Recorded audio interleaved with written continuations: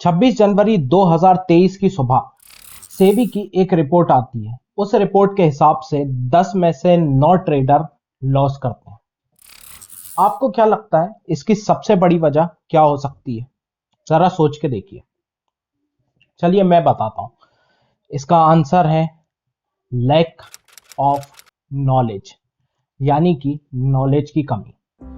इसीलिए इस वीडियो के अंदर मैं आपको 5 टिप शेयर करने वाला हूं, जिसे मैं ड्राइव फॉर्मूला बोलता हूं। इस फॉर्मूले से आप जो है अपनी स्किल्स की गाड़ी को आगे बढ़ा सकते हैं। इसलिए इस वीडियो को एंड तक देखिएगा, क्योंकि यहां पर वैल्यू फॉर मनी नहीं बल्कि मैं वैल्यू फॉर टाइम देने वाला हूं। और हाँ, 4th टिप सबसे इंपॉर्टेंट है, उस टिप को देखे बिना तो जाना ही नहीं है, याद रखिएगा।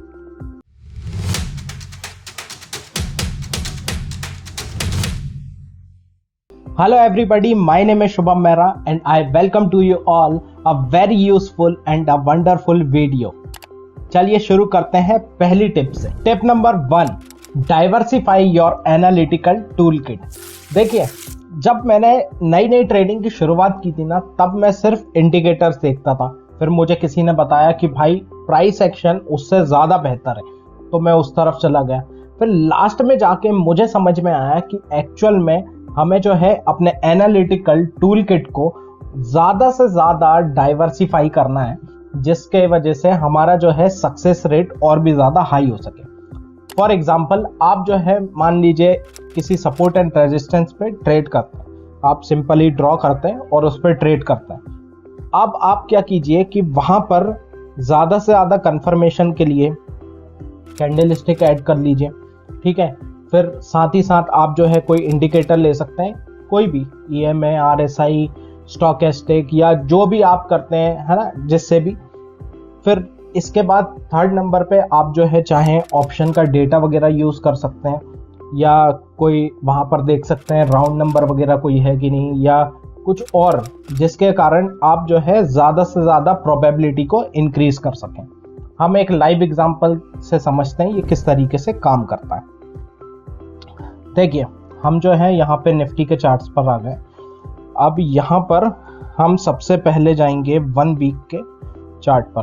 आप 1 वीक पर यहाँ पर देखेंगे तो आपको दिखेगा कि यहाँ पे ये देखिए रैली बेस रैली, यहाँ पे क्या बना हुआ है, एक वीकली टाइम फ्रेम का, या इसको इस तरीके से बनाते हैं।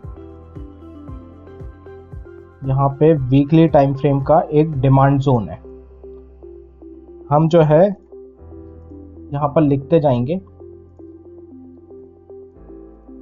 जितने भी कंफर्मेशन हमें मिलेंगे, वीकली डिमांड जोन। ओके, अब हम वनडे पे आ जाते हैं, और वनडे पर आके हमने यहाँ पर क्या देखा है कि प्राइस ने जो है यहाँ पर एक पिवट पॉइंट बनाया था, जहाँ से प्राइस जो है सपोर्ट भी लेकर ऊपर गई है। यहाँ पर एक सपोर्ट था, ठीक है, तो इससे थोड़ा सा पीछे कर देता हूँ इस तरीके से। सेकंड पॉइंट क्या था, सपोर्ट। 3rd कंफर्मेशन हमें मिलेगा यहाँ पर EMA से। ये देखिए मैंने 50 EMA लिया हुआ है, तो अगर आप देखेंगे तो प्राइस जो है इसके ऊपर चल रहा था, और जैसे ही इसके पास आता है यहाँ से सपोर्ट लेके ऊपर जाता है। तो 3rd कंफर्मेशन के लिए 50 EMA,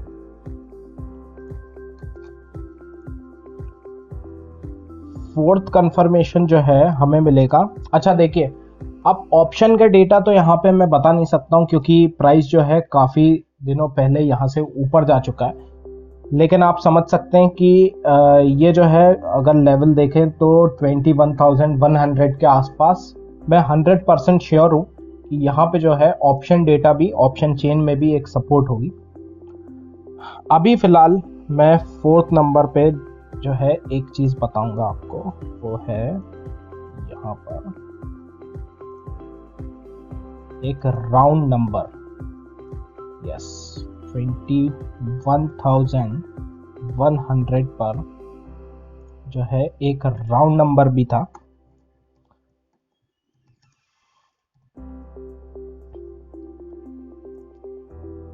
ये देखिए, ठीक है, इस पे हम लोग डाल देते हैं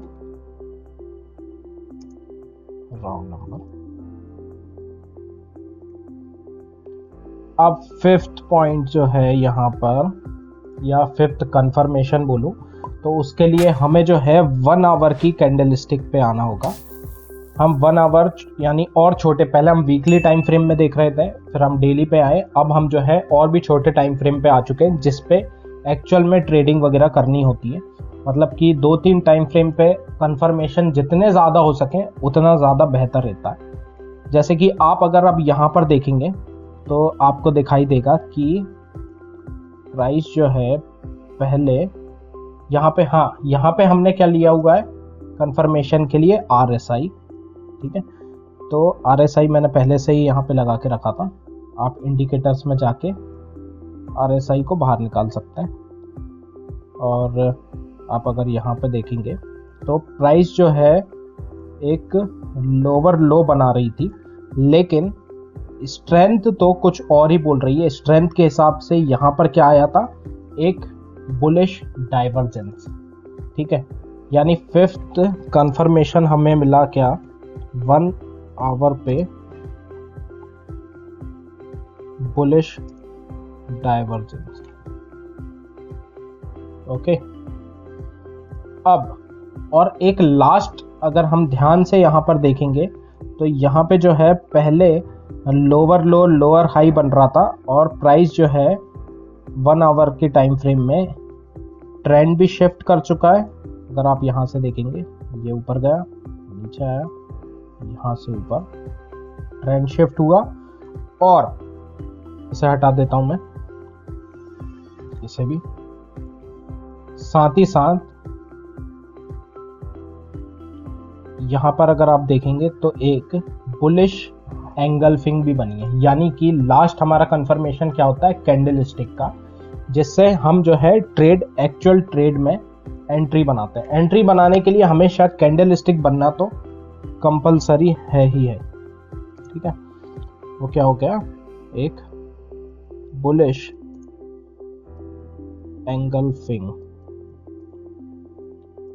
देखिए, मुझे यहां पर आपको ये सब बताने का मतलब क्या है कि हमें जो है ज्यादा से ज्यादा कंफर्मेशन लेना है।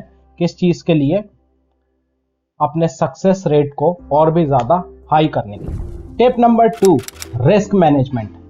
बिगनर ट्रेडर का सबसे ज्यादा अंडर एस्टिमेट करने वाला पॉइंट, और एक प्रो ट्रेडर का सबसे ज्यादा कॉन्सेंट्रेट करने वाला पॉइंट है ये।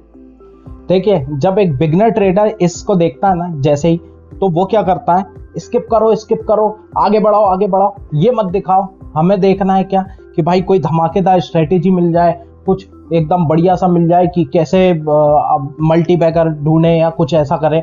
मेरे भाई विश्वास मानो, बिना इस पॉइंट के ना दुनिया की कोई भी स्ट्रेटेजी धमाकेदार नहीं हो सकती। क्यों?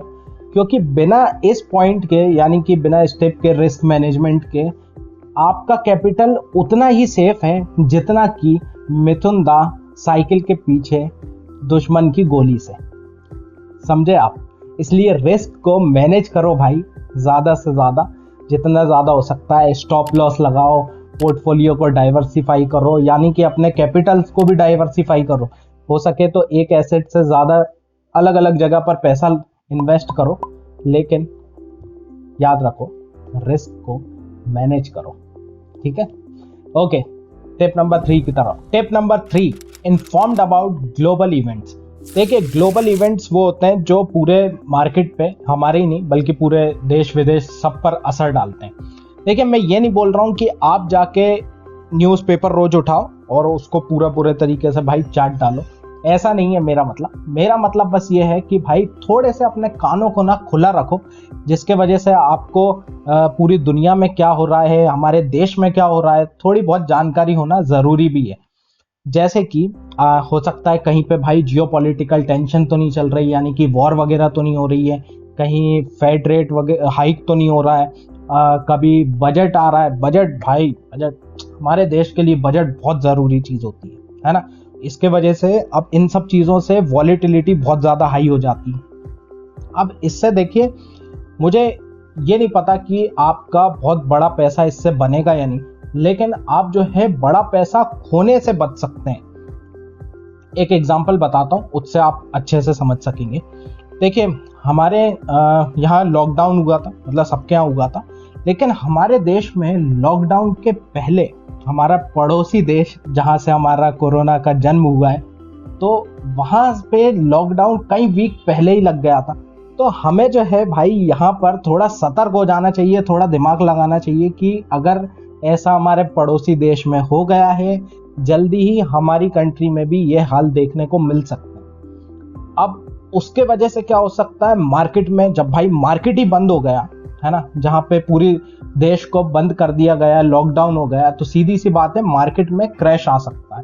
तो ऐसे में भाई पार्टी नहीं करते रहना है, आपको जो है क्या करना है, अपनी ओपन पोजीशन को थोड़ा सेफ करने की ज़रूरत होती है। Tip number 4, visualise your disaster plan before taking entry. भाई इस पॉइंट को ना फ्लावर मत समझना, फायर है ये, फायर। देखो, आपको इसमें क्या करना होता है कि जब आपकी ओपन पोजीशन है तो आपको जो है विजुअलाइज करना है कि भाई इसमें सबसे ज़्यादा वर्स्ट केस सिनेरियो मेरी ओपन पोजीशन में क्या हो सकता है। ठीक है, इससे जो है आप डेफिशिएंसी में भी एफिशिएंसी दिखा सकते हैं। देखिए, इसकी ना 6 मेजर कैटेगरी होती हैं, एक ब्रॉडर कैटेगरीज होती हैं, उसको हम एक एक करके देखते हैं फटाफट कि वो क्या होती है। पहली होती है पर्सनल इमरजेंसी। पर्सनल इमरजेंसी कुछ भी हो सकता है, हेल्थ इशू वगैरह हो सकती है या कोई और प्रॉब्लम। तो अब ऐसे में ज़्यादातर क्या होता है कि आदमी जो है पर्सनल इमरजेंसी में अपनी ओपन पोजीशन छोड़ के जाता है, और जब वो वापस आता है तो वो देखता है कि भाई वो फाइनेंशियल इमरजेंसी में होता है। तो ऐसा हमें नहीं करना है, ऐसी गलती। ऐसे में आप क्या करेंगे, ऐसे डिसीजन पहले से ही सोच के रखना है। नंबर 2 होती है अनएक्सपेक्टेड मार्केट डिजास्टर, यानी कि जैसे कोरोना वाला था केस, या कुछ भी ऐसा अनएक्सपेक्टेड हो गया जो हमें ऐसा लगा था कि ऐसा कुछ हो सकता है, या आपको नहीं लगा था कि मार्केट में ऐसा कुछ होने वाला है, और ऐसा कुछ हो जाता है, तो आप क्या करने वाले हैं। नंबर 3 होता है इक्विपमेंट एंड डेटा प्रॉब्लम, यानी कि मान लीजिए आप लैपटॉप लेकर कहीं पर गए जिसमें आप ट्रेड करते हैं, या मोबाइल जिस पे आप ट्रेड करते हैं, और वो ख़राब हो जाता है अचानक से, जैसे ही आपको एंट्री बनानी थी, या फिर आपको फॉल्स डेटा मिलने लगता है, या फिर आपका नेटवर्क इशू हो जाता है, आपका वाईफाई ख़राब हो गया, कोई भी ऐसी चीज़ हो सकती है। तो वहाँ पर आप क्या डिसीजन लेंगे। नंबर 4 आता है मेजर लाइफ चेंजेस, यानी कि आपकी गर्लफ्रेंड है, आपका बॉयफ्रेंड है, भगवान ना करे कि आपका वहाँ पे ब्रेकअप हो जाए, या आपके हस्बैंड है, वाइफ है, उसके साथ आपका डिवोर्स हो गया। ऐसा अगर मान लीजिए एक बार कि ऐसा कुछ हो जाए, तो ये चीज़ जो है कई वीक, कई मंथ्स तक चल जाती है। तो ऐसे में भाई आप जो है किस तरीके से ट्रेडिंग करेंगे, आप क्या इसके लिए आपने प्लानिंग की हुई है। मान लीजिए 5th पॉइंट होता है साइकोलॉजिकल और या डिसिप्लिन का प्रॉब्लम।